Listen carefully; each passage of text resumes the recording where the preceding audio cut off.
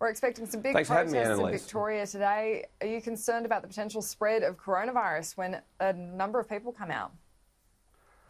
I am absolutely concerned about the spread of coronavirus, as is the Chief Health Officer of the Commonwealth, as is every reasonable person in Australia. Every reasonable person in Australia thinks that this protest is completely ridiculous and is frankly dangerous. Now, the causes and the motivations for people that are wanting to protest today are completely reasonable. In fact, I support the reasons that people may want to protest today. But the idea that you protest 30,000 people potentially protesting during a pandemic, when the law in Victoria says that only 20 people can gather outside at any one time, for one, it's illegal, for two, it's entirely selfish, for three, it's wrong, and for four, the Andrews Labor government's messaging on this has been all over the place all week, and that's why we're having this protest today, because they haven't sent a message that it is illegal and it shouldn't be happening. Well, in New South Wales, the government took the protest organisers to court and got that injunction against them. We didn't see that move from the Victorian Labor government. And so is that the issue, that they potentially don't want to have the same kind of confrontations that we've seen in America? Because that was one of the concerns with taking such a hard line in New South Wales. Look, I can understand that there is a concern about that, and that is an operational decision for the police on the ground. The decision for government is whether or not the protest should or should not go ahead. And on Monday, the Police Minister, Lisa Neville, said, well, frankly, it'll go ahead and people should protest peacefully. Well, that's not acceptable. The message from the Andrews Labor government should have been all week that it's wrong, it's selfish, it's self-indulgent, and it shouldn't be happening. And unfortunately, the message has been all over the place. They haven't done anything like what the New South Wales government has done regarding using the courts to try and stop the protest. And we've got a caseload in Victoria greater than New South Wales. Yet we've got an enormous protest on the steps of Parliament House this morning. And I just think it's so wrong. And I think the Andrews Labor government has been so weak on this. I mean, think about it. People have missed loved ones' funerals. People's businesses have been destroyed because we've all adhered to these rules. These rules were put in place to protect us from this pandemic. And now we have a second set of rules for the mob.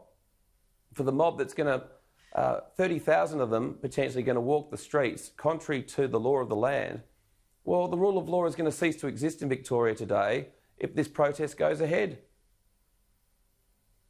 Many Indigenous leaders say that the rule of law hasn't been applying to them in this time because there have been so many Indigenous deaths in custody, far more than by percentage the rest of the population experiences. Do you understand why they might have that just strong feeling in the wake of the George Floyd killing? Oh, look, I absolutely have enormous sympathy for the reasons that people want to protest today. I'm not critical of the motivations and the reasons and indeed the desire for people to express their disgust at the murder of George Floyd.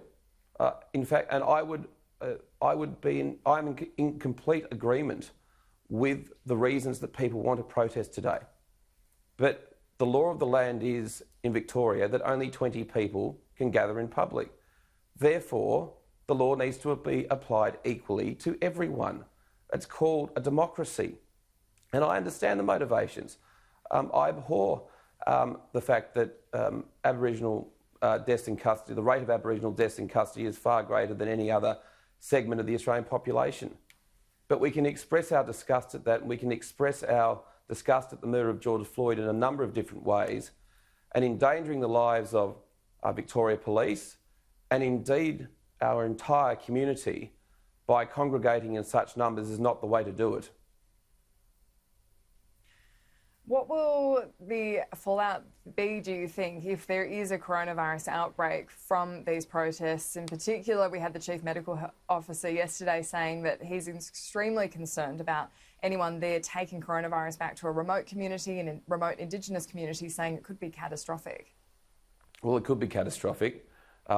Again, we have to listen to our Chief Medical Officer of Australia, who has said, do not protest. You are endangering lives if you do. You must not congregate in numbers that has been predicted to attend this protest. It must not happen. It's very dangerous. If this disease, this terrible disease, gets into remote or Indigenous communities, this could be catastrophic. So again, I would plead with people who are intending to protest this morning to think about the dire consequences of their actions. I think they're very selfish people. I think that they are self-indulgent, and frankly, I think they're not thinking through the consequences of their actions. Equally, Daniel Andrews needs to take responsibility for this. He hasn't used the power of his office and indeed the messaging that he has been so strong on. I mean, this is the Premier that said that a game of golf isn't worth a life, that you can't visit your mother on Mother's Day because you might kill mum. Well, where's his language been about this protest this week? He's been all over the place. He's been terribly weak. And that's why we're having people congregating in the numbers that we're potentially going to see this morning. And on another topic, you've also been highly critical of Victoria signing on to the Belt and Road Initiative. What do you make of the warning from China this morning telling Chinese tourists not to come to Australia because of an increase in racism? Well, again, that's just ridiculous propaganda from the Chinese Communist Party. Australia is not a racist country. Australia has been highly welcoming to people of all backgrounds, particularly Chinese people, can I say, over the last 30 years. You may recall 31 years ago, Bob Hawke, that great Labor Prime Minister, gave refuge to all Chinese students and citizens post-Tiananmen Square, the Tiananmen Square massacre. And I just think, again, that's just total rubbish. Australia is a highly welcoming country for people of all nationalities and backgrounds.